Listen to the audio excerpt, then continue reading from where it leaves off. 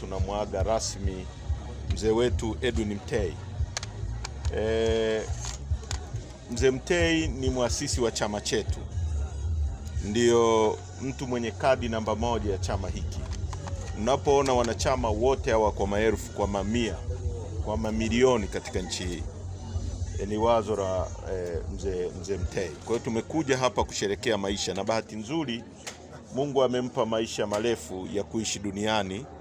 Tumekuja kusherekea maisha ya uwepo wake hapa duniani. Kesho asubuhi tutaanza ratiba asubuhi kabisa, saa 3 asubuhi hapa. Saa 3 tungeomba wanachama wetu wote, kwa sababu kuanzia hiyo saa 3 kutakuwa na kumbukizi ambayo tutatoa viongozi mbalimbali ambao wanamfahamu, wamefanya naye kazi kwenye Chadema tangu alipoanzisha chama na mpaka anastaafu.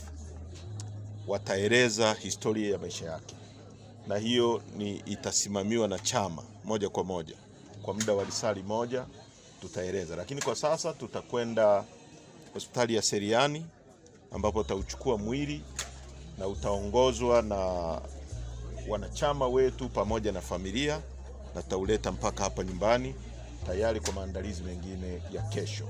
Na baadaye tutapata nafasi ya kuzungumza vizuri, lakini kwetu sisi tumepoteza mtu wa muhimu kwa kweli, mtu ambaye amefanya kazi kubwa na ya kipekee katika nchi hii, na mtu ambaye ameasisi chama hiki mnachokiona ambacho ni tishio kubwa sana kwa serikali ya nchi hii.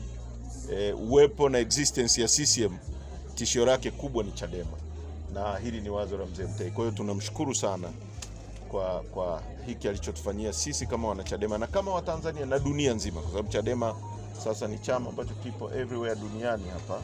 Mimi sio msemaji wa serikali, na kama mnavyojua sisi Chadema hatujashiriki kwenye tukio lolote linaloitwa uchaguzi. Hatutambui serikali iliyopo, kwa sababu ni serikali iliyojiweka madarakani bila ridhaa ya umma kwa mtutu wa bunduki.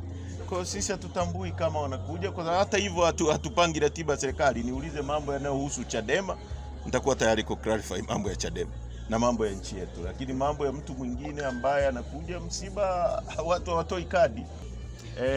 Kisheria court injunction inaweza kudumu kwa miezi 6 peke yake. Sasa wanasheria wetu watafafanua vizuri, akiwemo mwanasheria mkuu wa chama, lakini wakili Welewele yuko hapo, kwa sababu najua chama chetu kimesheheni wanasheria. Sasa unapofanya matukio ya hira, mwisho wa siku unakuta huja update vile vitu, na mpaka ina elapse muda ule wa injunction unaisha, hawakuwahi kuenda kufungua tena hilo zuio ambalo hawawezi tena kuliomba.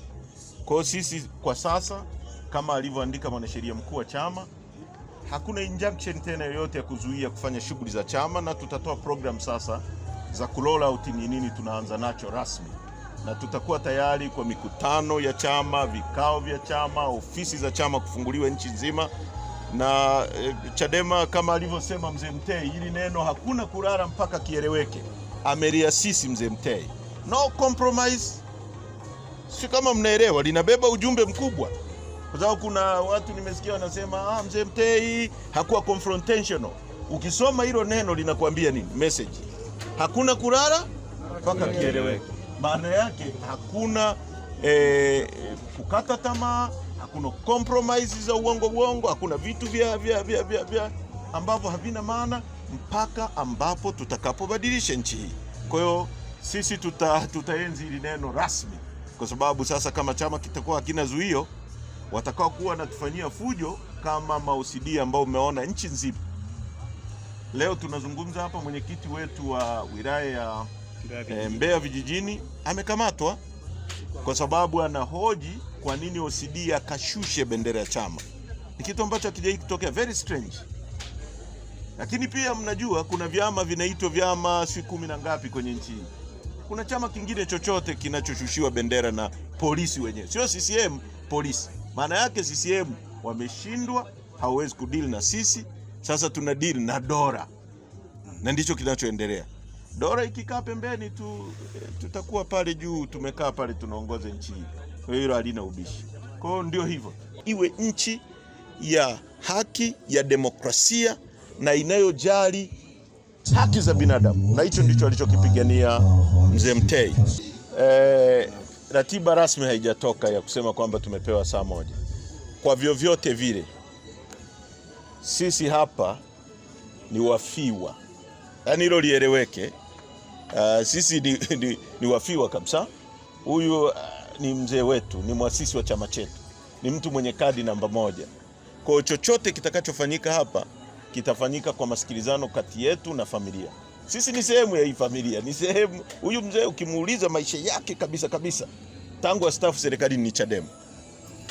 Kwa hiyo hakuna mtu hapa ambaye amekuja hivi na ambaye no, hiyo haipo. Tuache hayo mambo ya mtaani, tutapata nafasi ya kutosha, na hata kwenye tukio lile rasmi kabisa nina imani na nina uhakika kwamba Chadema itakuwa visible na itapata nafasi ya kutoa message kwa ajili ya mzee na kwa ajili ya watu. Niseme hivi, msiba unapotokea watu wote huwa wanashiriki kwa kweli. Sijai kuona sehemu yoyote mtu amezuia mtu asiende msibani au asishiriki kwenye msiba, kwa sababu Mzee Mtei amekuwa governor wa BOT wa kwanza katika nchi hii, amekuwa waziri wa fedha, amefanya kazi IMF, amefanya kazi East Africa Community. So, sisi we are proud kwamba muasisi wa chama chetu ni msomi mkubwa na mtu mwenye track record safi. Kwa mengine tazungumza. Kwa hiyo msiba huu ni wa wote na wote wana haki, hata wale tusiopendana nao watakuwa na nafasi yao hapa, wala hatuwezi kuwazuia, kwa sababu rafiki yangu sio necessary awe rafiki yako, anaweza kuwa adui yangu akawa rafiki yako. Kwa hiyo wengine ni watu wa familia, na sisi kuna mipaka kati ya chama chetu na family na watu wanaokuja hapa.